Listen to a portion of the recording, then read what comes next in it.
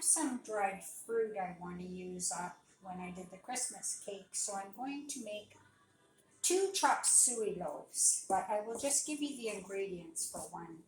So 2 cups of flour and 1 cup of white sugar, a teaspoon of baking powder, and half a teaspoon of salt. I'm actually going to put a little bit of the flour mixture in with the dried fruit. So this is all mixed up.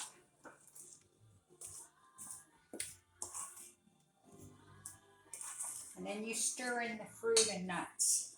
So half a cup of fruit and nuts and half a cup of raisins. And nuts, I decided to use walnuts. I have walnuts or almonds, but I did almonds in the Christmas cakes. So I decided to do walnuts in the Chop Suey loaf. Chop Suey loaf was something years ago that was very, very popular. And I always wanted to make it when I was young because I would hear mothers, or friends saying, oh, they made Chop Suey loaves.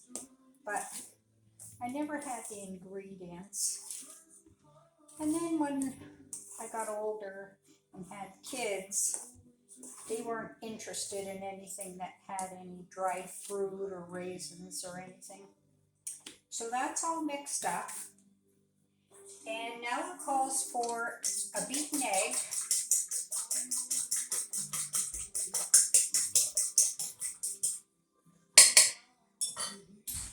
a teaspoon of vanilla, and 2 teaspoons of melted shortening. So mix that all together.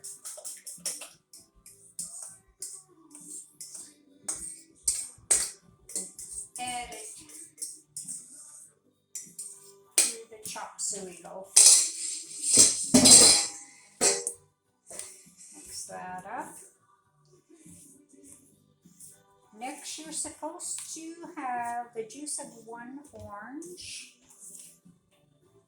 and boiling water to equal 1 cup. So I've got juice in here. I grated up, used my immersion blender. And I beat up a couple of mandarin oranges, or clementines, I guess, that I was wanting to get rid of. So that is it for the loaf. So I've got 2 parchment lined loaf pans that I'm going to put it in. Then you let it rest 15 minutes and then into a 350 oven for 1 hour.